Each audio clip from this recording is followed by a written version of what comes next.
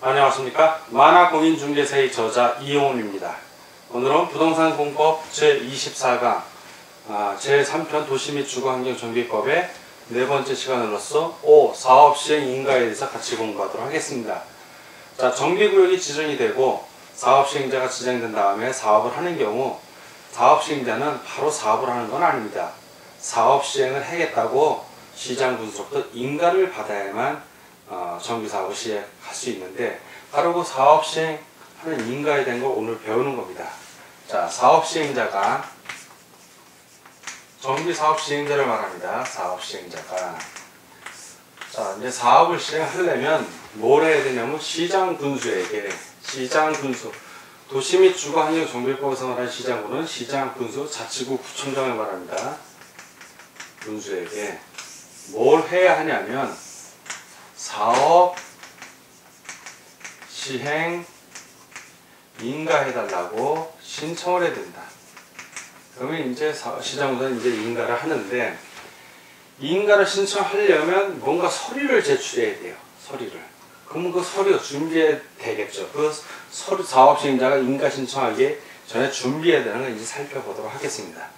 사업시행자가 먼저 준비할 건 뭐냐면, 그 첫 번째 사업시행자가 준비해야 될 거, 첫 번째 사업 계획서를, 사업 시행 계획서, 사업을 앞으로 어떻게 시행하겠다는 이 계획서를 작성해야 됩니다. 사업 시행 계획서. 네, 사업 시행자는 작성해야 돼요. 사업 시행 계획서를. 그리고 이 사업 시행 계획서에는 뭐가 들어가냐면 그 내용에 안에 토지 이용 계획이 먼저 들어가요. 토지 이용 계획 첫 번째가 계획이 들어가고, 두 번째는 바로 정비 기반 시설, 뭐 이렇게 해서 정비하고 관련된, 정비사업과 관련된 쫙 기본적인 내용, 그 임시 수용시설 설치라든가 세입자의 주거 및 이주 대책, 그리고 임대주택의 건설 계획, 건축물의 높이, 용적률, 그리고 뭐 정비사업 시행 과정에 발생하는 폐기물의 처리 계획, 그리고 교육시설과 관련된 교육환경 보호. 요거는 이제 정비구역으로부터 200m 이내에 교육시설이 설치되어 있는 경우에 한해서 그렇습니다. 그 외에 뭐 시행 규정, 그 밖에 대통령령으로 정하는 필요한 사항으로서 시도 조례가 정하는 사항, 이런 것들 쭉 다 사업시행 계획서에 넣어야 됩니다. 자, 첫 번째 사업시행 계획서를 작성해야 되고, 두 번째는 이제 사업시행자가 이제 인가를 신청하려면 인가 신청하기 전에 두 번째 동의를 받아야 돼요. 동의. 자, 이거는 조합 같은 경우는 총회를 개최해야 되는 거고, 조합 같은 경우, 그리고 조합이 아닌 경우에는 토지 소유자 등 그런 사람들이 이제 동의가 필요한데, 사업 시행자가 이 동의 과정이 필요한데, 그 사업 시행자가 시장 군수인 경우에는 요건 과정은 필요 없습니다. 사업 시행 계획서는 물론 만들어야 되는데 동의 과정은 필요 없습니다. 시장 군수가 하는 경우에는. 왜? 본인이 시장 군수가 사업 시행자인데 본인이 본인에게 인가 신청하는 건 뭐야? 우습잖아요. 본인이 그냥 인가를 하면 인가 절차에 따라서 인가만 하면 되는 겁니다. 근데 이 동의 과정은 사업 시행자가 조합 또는 조합하고 시장 군수가 공동으로 할 때, 공동으로 할 때는 그때는 시장 군수를 하더라도 인가 신청을 해야 되는 겁니다. 그래서 동의 과정이 필요한데, 요 동의 과정에서는 총회를 일단 개최를 해야 되고, 총회 동의가 필요합니다. 동의. 왜? 인가하는 거에 대한 동의예요. 그 동의란 얘기는 사업 시행 계획서도 동의했다는 얘기가 됩니다. 그리고 자, 이 동의 과정에서 일단 시장하고 군수가 사업 시행자인 경우에는 이 동의가 필요 없습니다. 총회가 필요 없다는 얘기고, 또 지정 개발자인 경우, 지정 개발자인 경우에는 이 동의가 면적 50% 이상의 동의, 면적 50% 이상의 동의가 필요하고, 또 하나 소유자, 면적, 요거는 소유자 과반수 이상의 동의가 필요합니다. 과반수. 도시환경 정비사업 같은 경우에는 사업 시행 계획서에 대해서 소유자가 4분의 3 이상 동의를 해야 됩니다. 사업 시행 계획서, 요거에 대한 동의라고 보시면 돼요. 그래서 사업 시행 계획서를 단순하게 계획서 소리를 동의하는 게 아니라 사업시행 계획서 안에 있는 내용을 동의하는 겁니다. 어떤 식으로 사업을 하겠다라는 내용이 있기 때문에. 그럼 이러한 걸 다 이제 사업시행자가 갖추면 사업시행자는 시장 군수에게 인가 신청을 하는 겁니다. 인가 신청. 자, 인가 신청을 할 때 단순하게 인가 신청서만 내는 게 아니라 사업시행 계획서도 첨부해야 될 것이고, 그리고 정관도 첨부해야 되는 겁니다. 같이. 그러니까 사업시행 인가를 할 때는 요 계획서도 첨부하고, 계획서 플러스 정관, 조합의 정관이죠. 이런 거 다 첨부해서 사업시행 인가를 신청하는 겁니다. 자, 그럼 인가를 신청하면 시장 군수 같은 경우는 바로 인가를 하는 게 아니라 절차를 거친다고 그랬어요. 자, 시장 군수가 어떤 절차를 거치냐 하면, 자, 이거는 인가 신청 전에 조치를 얘기한 거고, 이제 인가 신청을 하면 곧 바로 시장 군수는 첫 번째 그 사업시행 계획서의 내용을 관계 서류, 이제 계획서하고 정관 같은 걸 공람을 시켜야 돼요. 공적으로 보여준다는 얘기입니다. 공람. 자, 이걸 일반인들에게 14일 이상 공람을 하고, 그리고 토지 등 소유자, 이 공람 기간 내에 토지 등 소유자 또는 이해관계인, 이런 조합원, 이런 사람들은 이 공람 기간 내에 시장 군수에게 의견을 제출할 수 있습니다. 의견 제출 가능해요. 그래서 공람과 의견 제출. 그래서 제출된 의견이 채택할 필요가 있다고 시장 군수가 인정하면 채택을 하면 됩니다. 그러나 그러지 않아, 채택할 만하지가 않다 여길 때는 그 제출한 자에게 그 사유를 알려줘야 됩니다. 말로 알려주는 게 아니라 공문으로 알려줘요. 서류로. 자, 그리고 이 의견 제출 역시 말로 의견 제출하는 게 아니라 서면으로 의견을 제출하는 겁니다. 이렇게 하고 또 그 다음 단계 필요합니다. 심의, 협의 이런 게 필요하잖아요. 항상. 자, 협의도 필요하고 심의도 필요합니다. 협의는 할 수도 있고 안 할 수도 있고, 어떤 특정한 상황에서 협의, 이건 누구하고 협의하냐면 교육감하고 협의합니다. 교육감. 요건 해당될 때만 협의하면 돼요. 해당될 때만. 뭔 얘기냐면 시장 군수가 사업시행 인가를 할 때, 신청하는 인가를 하고자 하는 경우에는 정비구역으로부터 200m 이내에 어떤 그 학교 같이 교육시설이 설치되어 있을 때는 해당 지방자치단체의 교육감 또는 교육장하고 협의를 하는 겁니다. 200m 이내 정비사업구역으로부터. 그 안에 있는 것도 상관이 없고, 그럴 땐 협의를 해야 되고, 심의는 건축위원회의 심의예요. 자, 건축위원회.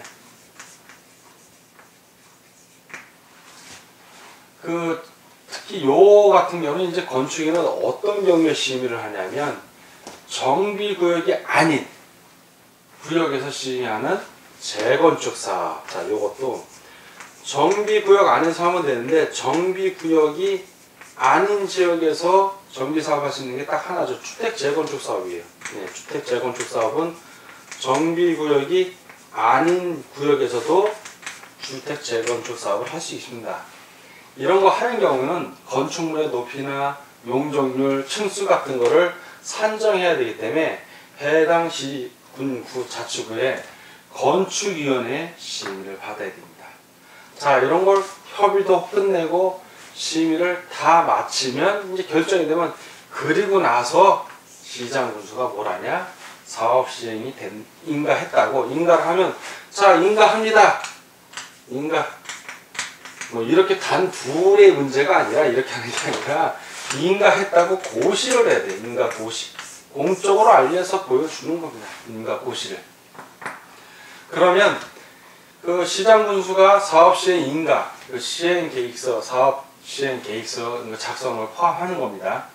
뭔 얘기냐면 시장 군수가 사업 시행자 본인이, 그럴 경우에는 인가 신청이 필요 없으니까 사업 시행 계획서를 본인이 작성해서 공람하고 의견 제출받고 협의 심의한 다음에 그 사업 시행 계획서를 인가 고시하면 되는 거예요. 본인이 사업 시행자인 경우에. 그러나 본인이 사업 시행자가 아니거나 또는 조합하고 공동으로 사업 시행할 때는 인가 신청 받은 내용을 공람하고 의견 제출을 받고 협의심의에서 인가를 하면 인가 고시를 하는 겁니다. 자, 이 인가는 사업시행자가 사업시행 인가 신청한 것에 대한 인가일 수도 있고, 아니면 시장군수가 사업시행자인, 단독 사업시행자인 경우에는 시장군수가 수립한 사업시행 계획에 대한 인가일 수도 있습니다. 이렇게 인가 고시를 합니다. 또한 정비사업을 변경하거나 또는 폐지하거나 중지하는 경우에도 고시를 해야 됩니다. 그러니까 지방자치단체의 공고에다 고시하면 돼요. 시군구 공고에다. 자, 그렇게 해서 고시를 하면 사업시행자는 고시를 받았으니까 허락을 받은 거예요, 이제. 그러면 그 사업시행 계획서대로 정비사업을 추진해 가는 겁니다. 그렇게 해서 정비사업이 쭉 진행이 되는 거예요. 자, 그리고 여러분들이 여기서 하나 사업시행 인가를 하는 경우에 주택 재건축 사업 중에서 과밀업체권이요. 과밀업체권. 자, 이게 과밀업체권이 수도권을 얘기하는 거예요. 수도권. 자, 이 과밀업체권이요. 과밀업체권이니까 아주 현재 과밀한 지역이에요. 그 서민들, 도시의 서민들이 많이 살고 있는 곳입니다. 이런 지역에서 재건축을 하면 서민들의 주거 환경도 보장해 줘야 되니까, 자, 재건축 사업을 해요. 주택 재건축 사업을 하면 주택 과밀업체권에서 주택 재건축 사업을 할 때는 특례를 줍니다. 특혜를 주는 거예요. 특례를 주는데, 재건축 사업할 때 특례로서 두 가지를 해요. 하나는 용적률을 완화해요. 자, 건물을 높게 지을 수 있게 해주는 거예요. 용적률을 완화해줘. 완화. 강화가 아니라 완화. 이거 잘 보세요. 과밀업체권인데 왜 완화를 해요? 더 강화를 해야죠. 언뜻 그렇게 보여요. 근데 지금 제가 무슨 얘기를 했냐면, 과밀업체권이라 하더라도 서민들이 살고 있어. 그럼 그 서민들의 주거 대책을 마련해 주는 게 국가나 지방자치단체 의무입니다. 그런 경우에 용적률을 완화해주면 괜히 완화해 줬겠어요? 뭔가 이유가 있는 거야. 하나 주면 하나 뺏는 겁니다. 주고받게. 완화해 주는 대신에 그 완화한 만큼 일정 범위 내에서 뭘 줘야 되냐? 바로 재건축을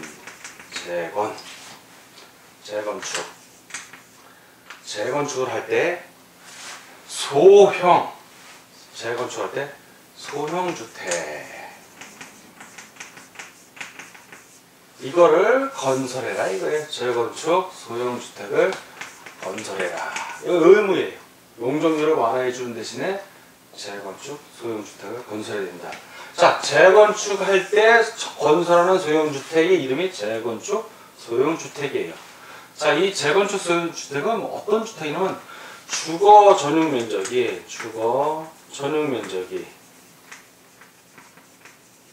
60제곱미터 이하인 주택을 말합니다. 그러니까 서민들이 사는 주택을 말하는 거예요. 자, 이런 거를 해라. 그러니까 그 구체적인 내용을 보면 뭐냐 하면, 과밀업체권에서 주택 재건축 사업을 하면 용적률을 완화해 줍니다. 원래 그 사업시행 계획서에서 사업시행자가 사업시행 계획서에서 그 정비계획으로 정해진 용적률이 있어요. 용적률. 자, 정비계획에서 정해진 이 용적률의 체계가 국토개임이 이용에 관한 법률에서 딱 상한선을 줘요. 예를 들어서 용적률을 500%로 한다. 그러면 그 밑에 시행령에서 요 한도 내에서 정합니다. 300에서 500%로 한다. 이렇게 정해줄 수 있어요. 그러면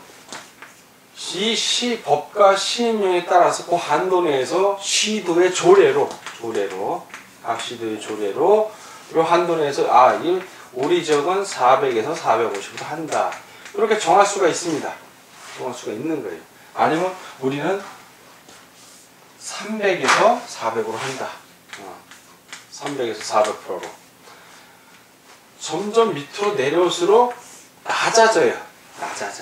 그러니까 정비사업 구역 역시 그 용적률은 해당 시도 조례에 범위를 넘어설 수가 없는 거예요.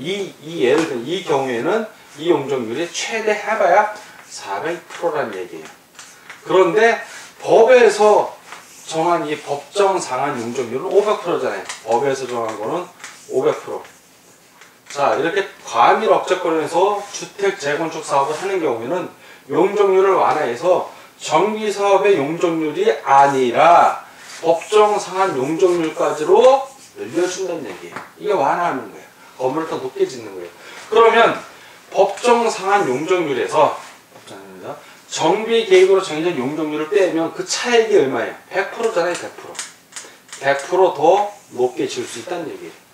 요 차액만큼을 다 재건축 소형주택으로 지어야 하면 너무한 거니까 요 차액 중에서 요 용적률의 차이 중에서 30에서 50% 해당되는 것만큼은 재건축 소형주택을 지으세요. 이 얘기예요. 바로 이게.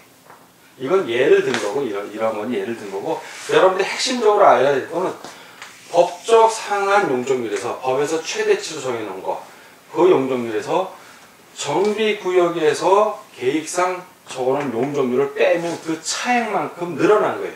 그 늘어난 부분의 용적률에서 늘어난 부분 그 증가분해에서 30에서 50%는 뭘 지어야 된다? 재건축 소형주택을 지으라는 얘기입니다. 이렇게. 자, 이렇게 재건축 소형주택을 지어라 하는 게 무슨 얘기다? 바로 과밀 억제권역에서 주택 재건축 사업을 할 때의 특례로서 용적률을 완화하고 그 완화된 용적률의 그 용적률 증가분의 30%에서 50%를 뭘 짓는다? 재건축 소형주택을 지어서 공급해야 된다. 라는 겁니다.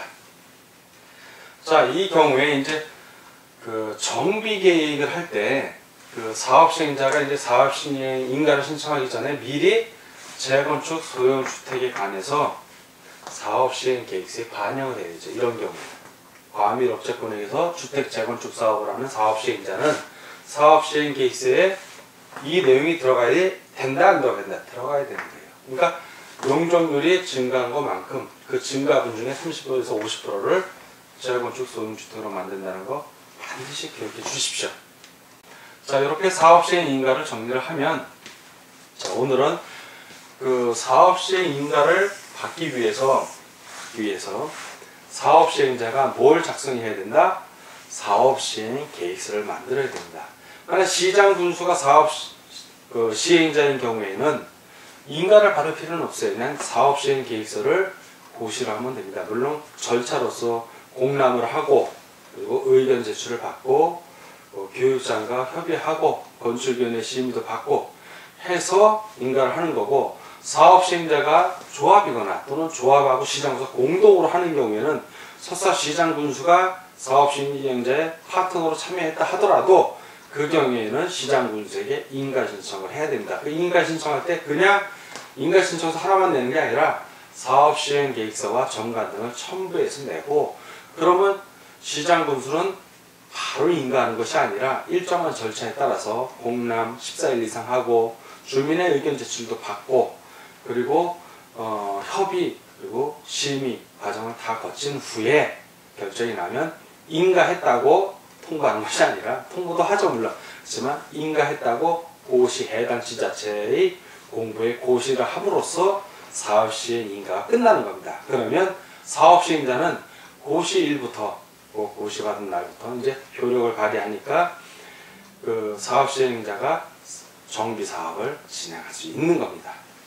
자, 오늘은 사업시행 인가에 대한 걸 배웠고 사업시행 인가 중에서 특례로서 과밀 억제권을 위해서 주택 재건축 사업을 할 때는 용적률이 안내되고 그 용적률이 완화됨으로 해서 증가한 용적률의 증가분 중에 30%에서 50%를 재건축 소형주택으로 건설해서 제공하는 것, 그 부분을 배웠습니다. 자, 오늘 공부하느라고 수고하셨습니다. 다음 시간에 뵙겠습니다. 감사합니다.